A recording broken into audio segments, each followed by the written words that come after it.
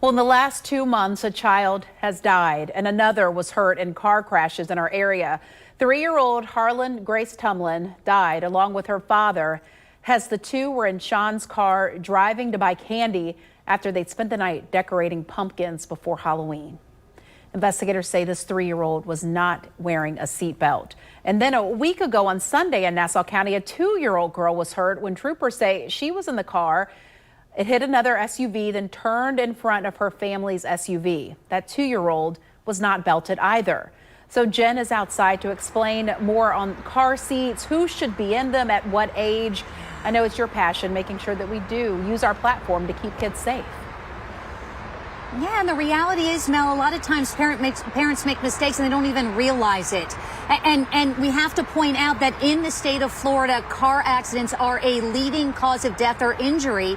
The most significant reason that kids go to the emergency room, and we never want that. Danielle Kessenger is with Safe Kids Northeast Florida. She is here. She's an expert in this subject. She's going to walk us through everything that parents need to know. And Danielle, I'm going to shift us over. You brought us the back of your car because one of the most common mistakes that parents make is they transition their child from a booster seat to a regular seat belt far too early, and you're showing us what the difference is so that we all know when it's safe enough to make that transition. So could you explain the three dolls you have here? So the doll closest to the camera is about the size of an average 3-year-old. And as you can see, their knees don't bend over the edge, their feet don't touch the ground, and that seatbelt placement is really poor on their belly instead of low and tight on their hips. So that child put the seatbelt behind them so that they could be more comfortable. The problem with that is they have no upper body protection, and in a crash, they're gonna fly forward. Now, this is a 6-year-old here.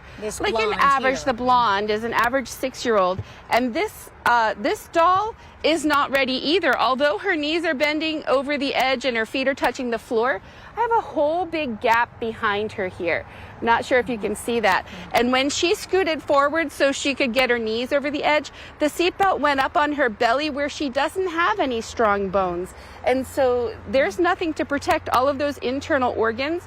And one of the things you're going to get with this type of injury will be lumbar spine separation. You'll get all sorts of internal injuries in addition to the ones in the spinal cord here. So it's not about an age or necessarily a height or a weight, but it's about, well, or maybe a height, because it's about the middle here is the best case scenario, because they need to be able to make sure that they're big enough where their feet touch the bottom of the floor. Exactly, because if not, they're going to shift forward. Now this is about a 10 or 12-year-old, about 4'9", which is the bottom of my earlobe, and I'm kind of short.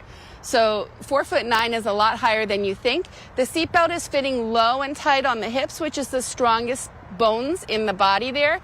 And this sash belt, or the shoulder belt, is fitting across the rib cage and midpoint between the shoulder and the neck. So I want to bring our viewers now over, because you brought us 3 car seats, because we really want to address a situation involves, we can come around back actually, Danielle, that involves children of all ages. So what we just showed you is basically the reality is that you should not very likely be transitioning your child from a booster seat to a regular seatbelt until they're maybe as old as 10 or 12 years old. Let's talk earlier now. What about a parent who maybe has a bigger baby, an infant, and they feel like they're ready to now move their child from an infant carrier to a bigger carrier? When should they know to do that and that it's safe? That's a good question. A lot of people ask that. This one goes to 35 pounds, this carrier here, but this one will go rear facing. This is a convertible seat. This one will go rear facing to 40, and some on the market even go rear facing to 50 pounds. This will fit a child 3, 4, and older, depending on the size of the child and how their body is shaped. But this is an awesome option. This is even great for newborns.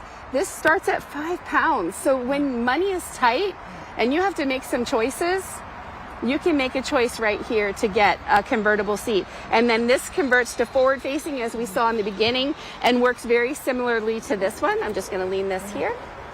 So this is a 5-point harness. This is, but it also converts to, or it's a combination seat, so it goes to a booster after that.